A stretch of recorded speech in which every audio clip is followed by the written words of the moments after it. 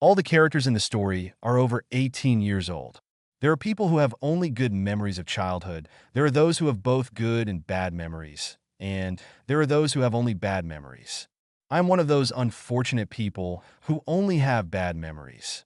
My earliest memory is of being punished for spilling milk on the kitchen floor. Someone might wonder why Mom didn't help me. She would have helped, but her fate was worse than mine. She was struggling with how badly she had met her husband Sean, my father. My father went home with his friends for a week during college and apparently fell in love with the girls there so much that he decided to find a bride from there. However, all this remained just a dream until his second marriage broke up, and he faced a lonely life in a two-bedroom house near a small town in North Dakota. Then he decided to fulfill his long-held dream and, having collected all possible money, went home in search of a bride. Armed with an American passport, 6 feet tall, with long wavy hair, he searched bars and clubs until he finally found a girl he immediately liked.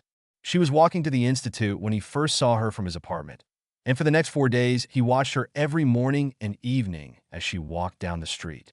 The first time Dad spoke to her, he asked for directions to a store he knew and started a small talk with her about the city and its culture. Slowly and deliberately, he made her fixate on his masculine body and American charm. About 20 days later, he told her that he was going to return back to the United States, but he could arrange for her to go with him if she wanted. My father, of course, promised her everything: big cars, a huge house, shopping malls. She was delighted with his words. Mom was thrilled with the prospect of American life. When he saw that she was ready to go to his homeland, he returned to the United States, issued her a tourist visa and tickets, and told her on the phone to board the next flight to the United States. The reality she faced upon arrival was different from the dreams he had created in her head back home. My father lived in an old house, a few kilometers away from the main road. There were no big cars that he talked about. There was only a Ford truck, no posh shopping malls. All this greatly impressed my mother, and she wanted to return, but he charmed her and she loved him then. Forcing him to stay was a mistake that she later regretted all her life. She had the impression that he would marry her as soon as she arrived in America, but her father told her, as it turned out, fraudulently lured her to the United States, that since she was only 18, she could not marry, since the minimum age required in the United States was 21 years. Then she thought he was going to marry her after all, but he kept coming up with excuses. Several times she considered escaping, but since she didn't know anyone, spoke little English, and had heard various stories from her father about how illegal immigrants were treated in prisons, she couldn't bring herself to take the last step. In general, she was in his power, and he knew it. A year later, she was carrying me in her arms and living more like a slave than a wife. That's how life in America and my mom's misfortune began. Surprisingly, the earliest memory of my mother is not the beatings, screams, and bullying, but the way she sits on a chair with her legs crossed and her hands folded in her lap in the yard. I remember her red hair falling over her shoulders, her deep blue eyes looking at me, and her nose ring and gold bracelets sparkling in the sun. "Do you miss your homeland?" I asked her, sitting across from her. "Yes, very much," she said. "Do you have any relatives there?" "There are two of your aunts and an uncle." "You probably liked everything there?" "Very much. We rode bicycles around the city, played volleyball, and danced to music. It was fun at school too." "Did you study well?" "No, it's average. But I swam well. There is a swimming pool next to our house, and all my friends and I swam in it." "I guess they miss you too?" "Yes, they miss me. Someday I'll take you there." "Now let's go inside and cook dinner for your dad," she said, taking a deep breath and tucking in her sleeveless white shirt. But this is the only memory from my childhood where she is smiling and happy. All the rest is shame, humiliation, and pain. My father had a more or less fixed schedule. He left for work in the garage at 8 in the morning, returned home for lunch, and was home again in the evening. He spent most Saturday nights at home playing poker with his two friends Jason and Matt. Since our house was so far from the city, my mother and I were always at home day and night. My father took us to the city only once every 3 months, and even then not to the city that was next to our house, but to the one that was far from our house. My father didn't even want to send me to school and only reluctantly changed his mind, and took me away from there after only a few years, so I only learned to read and write. Dad drove me and picked me up from school, and Mom stayed at home. I don't remember anything about school friends. I was tall and broad-shouldered, although not as giant as him, but the fact that I was almost an adult. To some, all this may seem barbaric, but it was nothing compared to what Mom had to endure. One day we were having dinner when my father thought the steak was a little burnt, and he started yelling at my mother that she couldn't cook and that she was useless. Then he got up, took her by the hair, and forced her to lean over the sofa, not paying attention to the fact that I was sitting there. After lying on the floor for more than 5 minutes, Mom got up to cook dinner. Since my father was busy drinking in the living room, I sneaked into my room, pulled off the sheet, and crept into the kitchen to give her to cover up when he warned me that he would knock the whole soul out of me if I tried to help her. So I threw the sheet back into my room and went to calm my mother down. She cooked dinner, tried to make it as delicious as possible because she didn't want him to get mad again, and went in my room to eat. I took my plate and followed it to my room, leaving my father to eat alone at the table. There I saw her sitting on a pillow. "Could you do me a favor?" she said, looking up from her plate. "Yes, of course. Go to my room and bring the white cream that is stored in the drawer." I left the room, saw that my father was busy with the TV and whiskey, and handed her the cream. "Put some cream on, please. It hurts me a lot," she asked, handing me the cream. I dipped my fingers into the jar, scooped up the cream, and started applying it to Mom. "Why don't we run away from here?" I asked her. "We'll run away very soon," she promised, burying her face in the pillow. "Have you always worn this blue necklace?" I asked to cheer her up. She lifted her face from the pillow and turned her head towards me. "My grandmother gave it to me when I was a child," she replied, holding the necklace in her fingers. "Is she alive?" "No. She was a very beautiful and graceful woman." "How are you?" "Yes, that's right. Like me," she said, rolling her eyes and looking down at her bruises. "You're beautiful," I comforted her. She didn't answer, but just lay on the bed. We heard Dad stumble back into the room, and Mom got up to give him medicine. As if all this wasn't enough, he found another way to humiliate and shame her. He was playing poker with his friends Jason and Matt in the living room on Saturday night, so my mom and I avoided going there and stayed in our rooms. He then ordered her to sit with them while his friends exchanged lewd jokes. She felt awkward and tried to leave, pretending she had a fever or a headache, but he wanted her to be there with them, so she had to be there. One Saturday evening, I was helping my mother change the bed linen in her room when my father came in, handed her a white top and a black miniskirt, and told her to put them on, as he wanted to give his friend Matt an unexpected birthday present. She looked at the top and saw that someone had cut it with scissors so that now it had a very deep neck and the bottom part was not long enough. Mom stared at him and told him that someone had cut him off from all sides. He looked back at her and told her to put on his skirt and come into the living room with a cake that was in the fridge in the kitchen and drinks when he called her. With that, he returned to his friends playing poker and drinking alcohol. Mom was looking at the tank top and miniskirt that he had just handed her and was still wondering what to do when he returned, told her not to spoil the evening, and went back into the living room. Her father had always called her a cheater, and today, looking at herself in the mirror, her mother realized that he had succeeded in getting her to dress that way. After adjusting the gold bracelets, the blue necklace that sank into her cleavage, and the gold nose ring, she sat down on the bed and waited for her to be called. When she heard him calling her, she got up and asked him to look after her, come in and start screaming and yelling if she started panicking. I told her that I would listen, but she asked me to promise her, and I promised her that I would burst into the living room and start screaming if she thought she was in trouble. Mom held my hand for a few seconds and went to serve Dad's friends, and I left the house through the backyard and kept my eyes on them through the living room window. She took the cake from the kitchen, grabbed a bottle of whiskey, and walked over to them. "Matt, here's your unexpected gift. She's here to serve you in all her glory," my father said, getting up from the couch and pointing at my mother. Jason and Matt both looked at Mom. Matt got up from the couch, apparently to touch her, but my dad said, "Let's cut the cake first," so Mom put the cake on the table and stepped aside. But Matt asked her to join him, so she held the knife with him, and when she bent down to cut the cake, both Jason and Matt started looking at her.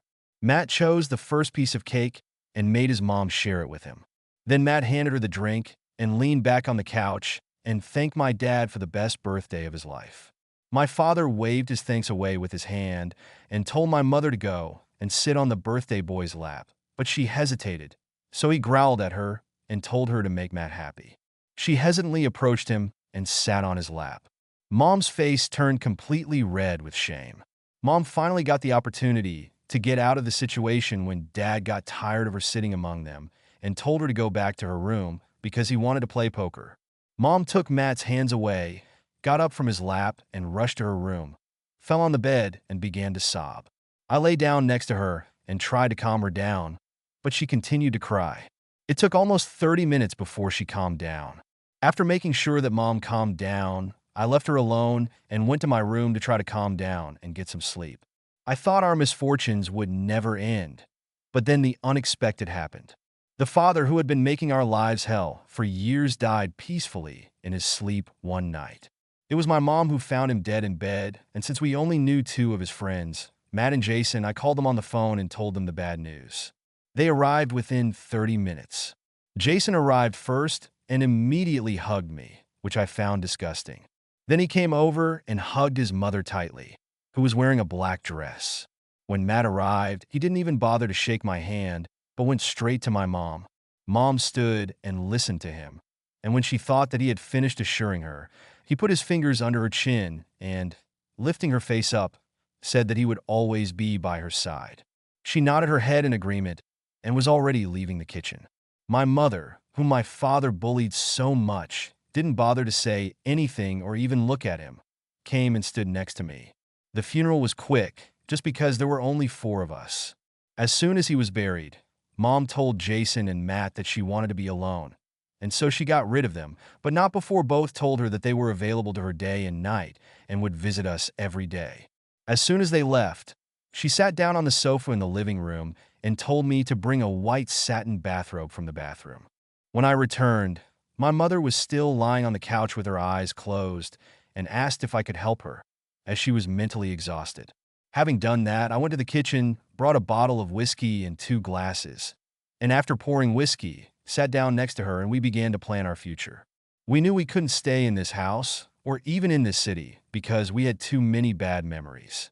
So we started thinking about other places and eventually agreed to move to Fargo, primarily because it was the nearest big city near our house, and also because we decided that Mom would have a better chance of finding a job in a place like Fargo.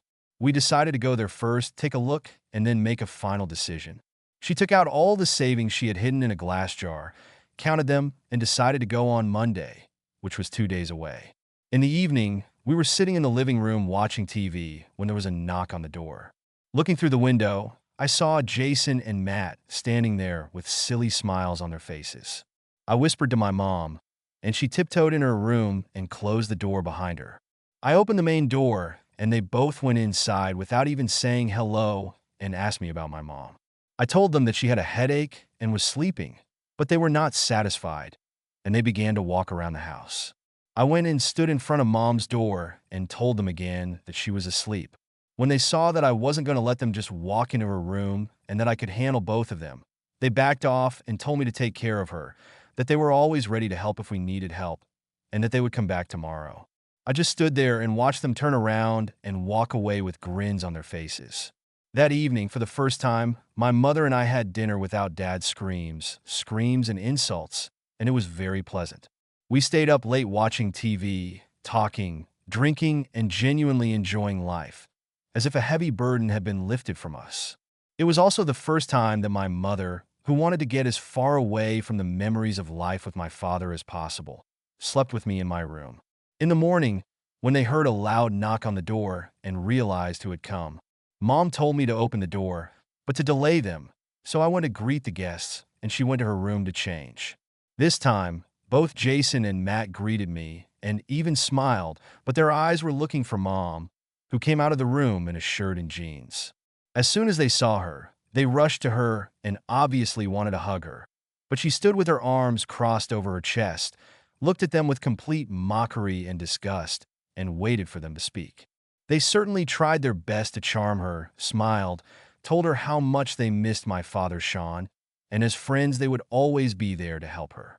She listened to them first, and then told them that they were Sean's friends, not hers, and reminded them that Sean was gone. Then she told them that she was leaving this house for good next week. Jason turned to me and asked why we were leaving, adding that he would help us with everything. He approached his mother and said that she did not need to leave, that they would come to her aid as soon as she asked. He took out some money and told her that since she was his best friend's wife, it was his duty to help her, so she should keep the money for herself and stay here to live forever. Matt, who thought that Jason was getting an advantage over him, also took money out of his wallet and told her to keep the money for herself and consider it a help from one friend to another. Mom took the necklace from his hands, walked away from him, and told them that she was touched by their care and generosity and was glad that they had become her friends. But she needed time to mourn Sean's death and come to terms with loneliness. When she said that, Jason and Matt nodded in agreement. They said they understood the loss and grief that Sean's death had caused her and told her not to hesitate to call them if she needed anything. She, in turn, smiled broadly and said that she would be happy to have dinner with them sometime soon. And then, to make sure that they understood her, hugged each of them slightly and promised to meet soon. Obviously, her charm had an effect on them, because they both left the house happy and smiling. As soon as they left the house, she put her hands on my shoulders, put her head close to my face, and, laughing loudly, said, "Stupid American idiots." The rest of the day was spent packing, planning, and thinking about tomorrow's trip. I got up early in the morning, made breakfast, and brought it to my mom, who was still sleeping in my bed. She was touched by this act and told me that it was the first time someone had served her breakfast in bed. "Don't think it's going to be a daily thing," I said. Upon hearing this, she pouted her red lips in mockery. We quickly finished breakfast and began to prepare for the long journey ahead. I was taking a shower when she came into the bathroom. We both changed into t-shirts and jeans and, carrying bags on our backs, began the long drive to the city, from where we took the bus to Fargo. We rented a room in one of the dilapidated hotels in the city and started looking for permanent housing and work for Mom, but it was not easy to find both. We started looking everywhere and meeting everyone who came to meet us, but since Mom barely knew English, the prospects for finding a job were dim. Finally, on the third day, we met a woman who ran a boutique and was looking for a seamstress who would not only sew well, but also quickly. Mom opened one of the magazines in the store and asked the woman to choose any dress from it. Mom went and bought a sewing machine, threads, needles, fabric, and material needed for the dress. And by evening, the dress was sewn in the hotel room. She took it to a woman who was amazed and delighted and gave her mother a job. The payment depended on how many dresses her mother would make, but the woman assured her that there was no shortage of orders, so she would be able to earn quite decent money every month. The next day, we went looking for a place to live and found a two-room apartment. After signing the contract, we returned home to finish our business there. In the city, we told a real estate agent that we were looking for a buyer, and when we told him the details about the house, he decided to come with us to look. When he saw the house, he agreed to buy it, even though the price he was willing to pay was much less than what Father told us the house was worth. Since we wanted to leave as soon as possible, we sold him my father's truck, and he also arranged with the company to transport all our belongings to Fargo. After signing the deal and paying, Mom called Matt and asked if he could come on Tuesday, which was 3 days away, as she wanted to talk to him about something. "I'll send Derek into town to buy groceries," she told him when he asked about me. Then she called Jason and told him the same thing. It meant that we could spend the last few days here alone. After taking care of that, she asked me to help her get rid of all the useless things. We collected all of Dad's clothes, shoes, records, and everything that belonged to him, including the wedding ring he gave her, and burned them in the backyard of the house. Then we started packing our things and everything that was going to go to Fargo. It took us all day and evening. By the time we finished packing, we were both damn tired.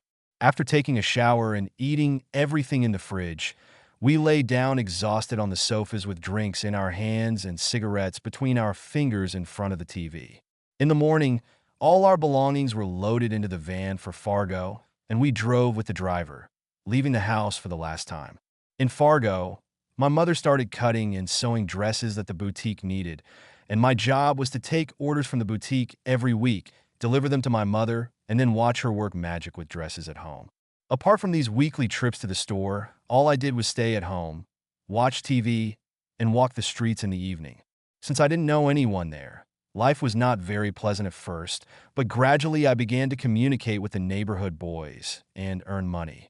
Soon I was making serious money, trading dangerous and profitable things. While life on the street was becoming more and more exciting for me, everything was about the same at home. Mom continued to work at home in the boutique, and I continued to loaf around at home until it was time to sell and push all sorts of stuff. After we moved to Fargo, Mom started having nightmares, and she would get up at night and start sobbing and crying. Since it was a two-room apartment, I slept in the living room, got up, went to her room, and talked to her until she fell asleep again. The nightmares of the memories did not stop. My mother asked me to sleep with her in her room, as she wanted the nightmares to end and she could at least get some sleep at night, so I began to sleep in her room. We stopped being ashamed of each other a long time ago and slept in the same bed together several times, so moving into Mom's room was not a difficult decision for us. Our daily routine also reflected our comfort level with each other. "What are you doing?" "What is it?" she asked, looking at me. Since I didn't know what to say or do, I just kept stroking her. Mom looked down at my hand and then, removing my hand, said, "Sleep, son," and turned her back on me again. The next time I tried to break that line, she was putting on makeup and I was taking a shower. "Are you going to behave yourself or not?" she said, looking at me in the mirror. "What am I doing?" "Take your hands off, son. This is not good." "Do you need a girlfriend?" my mom said. "Why?" I asked, looking into her blue eyes. "Because then you'll leave me alone, son." "I will never leave you alone. Stay in bed. I'll be back in 10 minutes, I said. I went to the kitchen, made breakfast, and brought it to her in bed. After that morning, I became more courageous, while she tried her best to keep the boundary between us. "Please don't do this," she begged, taking the towel off the hook. "I want to—" I objected. "No, I can't. I know you love me, but I really can't do this." "We can't do that." "Not now," she said. "Then when?" I asked, stepping away from her. "Maybe later, son," she said. Although I failed to achieve what I wanted and she continued to resist, after several attempts my persistence finally paid off, and she still pushed the boundary a little. Mom didn't stop me anymore. "Why don't you go on a date with Megan?" she suggested one evening when we were sitting in the living room watching TV. Megan lived in the apartment next door. "What?" "I saw you talking to each other. Ask her out on a date." "Why do you want me to date her?" "Well, she looks like a nice girl and is also very beautiful." "I'm not interested," I replied. "Please meet her." "Why are you so eager for this, Mom?" "Because I want you to kiss someone else," she said, giving me her charming smile and lying down next to me on the couch. As soon as I started making fast money, I realized what I wanted to do with it. My mother has lived in America for almost 18 years, but has never been out of state, so I booked tickets to the place she always wanted to see, Disneyland in Florida. When I came home and showed her the tickets, her face lit up like New Year's fireworks, and she hugged me so tightly that I thought she was going to strangle me. She began to worry about weekly orders, what to wear, what to buy, and everything else. Finally, she took a deep breath when I told her that we would shop there on the spot, that she had 3 days to finish the orders, and that we were going not only to Disneyland, but also to New York and Las Vegas. It took the next 3 days to help her finish her work, prepare and plan the trip, and to make an ID card for me to show that I turned 21. Then, on the 4th day, we flew to Florida. We booked a room in a luxury hotel and went shopping with her for clothes, stilettos, and perfumes. At Disneyland, we visited all the attractions and enjoyed walks and evenings together. Mom felt that I perceived her more as a friend than as a mother, so she wore dresses and behaved like a friend. She began to like dancing next to me. "Don't you think that's wrong?" "What is it?" she asked, looking where my eyes were pointing. "Many would say that what we are already doing is wrong." "What are we doing?" "What is it?" she asked, looking at me. "You do it, but I don't. If you don't like it, you can stop," she retorted, removing my hand. "That's not what I meant," I protested. "No, don't touch me from now on. Is it okay, son?" "It's impossible," I said. "Then be happy with what you have." "I'm not sure about that. I'll let you do it when I'm ready." "I'm ready," I said. "You're always ready," she replied. "Don't you want that?" "Yes," she whispered, looking at the ground. "Then what's the problem?" "I don't know. Let me think about it, son." Although I wanted to know why she was hesitating so much, I didn't say anything because she had been through a lot. Plus, I didn't want to spoil what we had. From Florida, we went to New York, where we again booked a room in a luxury hotel and spent the whole first day in Times Square, looking at people, shops, and restaurants. We spent the next day visiting various places in the city, and on the third day, we went to a Broadway show. After the show, we were walking around Times Square when I saw the Victoria's Secret store, took her hand in mine, and entered the store. Since she had no idea what Victoria's Secret was and what was on sale there, she did not hesitate to enter the store, but once inside, she was a little confused after seeing so many types, shapes, and colors. She took me aside and asked me what we were doing here. I told her we were shopping and signaled to the saleswoman to help us. The girl asked her mother if she was looking for something specific. I turned to my mom and asked what she thought of the collection, but she just stood there in amazement and surprise. By this time, I already knew my mother's size, so I chose 24 things.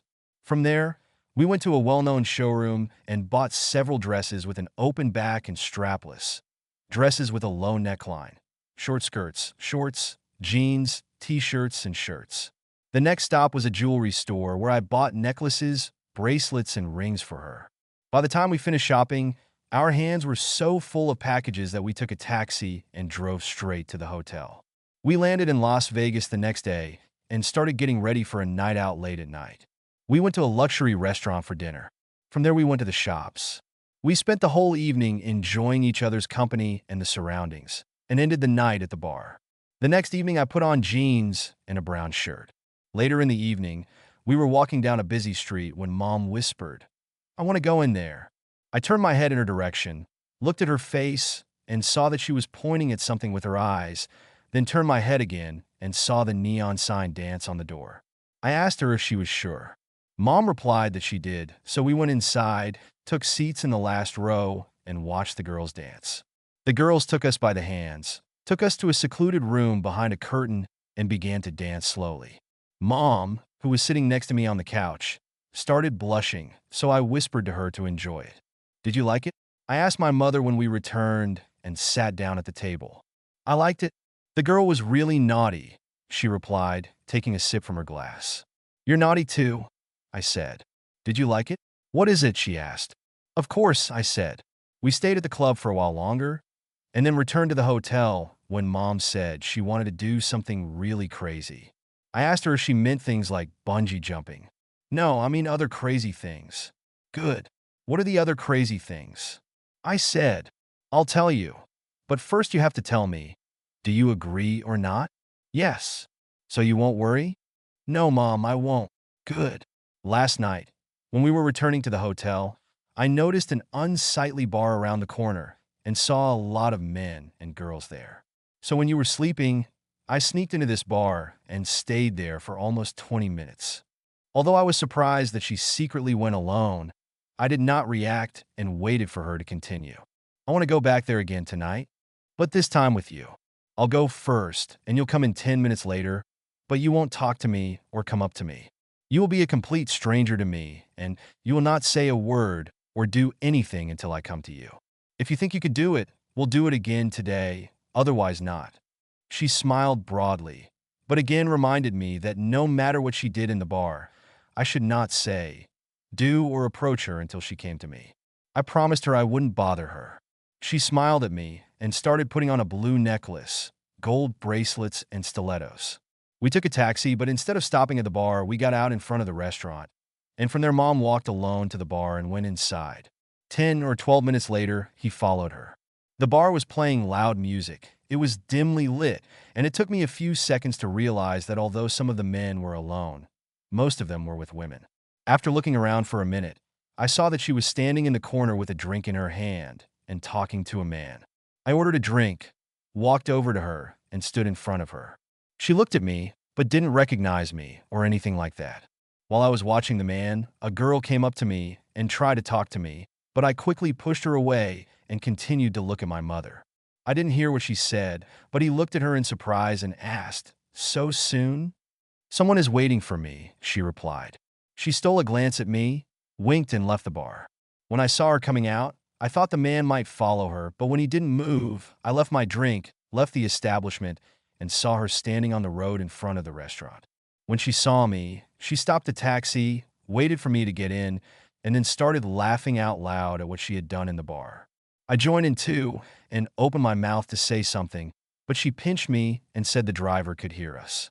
By the time we got to the hotel room, we were tired, so Mom went to bed.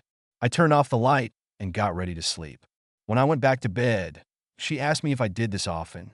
I replied that I did. I asked her if she does this often. Mom replied that she had never done this. Never. Not even once. I said, turning to her, "No, never. But you know how to do it, right?" "Of course I know." "Then why don't you do it?" "You mean now?" "Well, I meant why you've never done it, but you can do it now if you want. Won't you have a problem?" "No." "Why?" "Are you serious?" "I won't mind." "Come on." "Maybe another time. Now go to sleep." I tried to persuade her for a long time, and still my plan worked. My mother and I made love. "What's your next plan?" "What is it?" she asked. "Give him 10 minutes to rest," I replied. "That's not what I meant. Are we going to live in Fargo or somewhere else?" She said. "It depends on the circumstances," I said. "From what?" "On how happy you make me tonight, Mom." "Okay, I'll try," Mom said.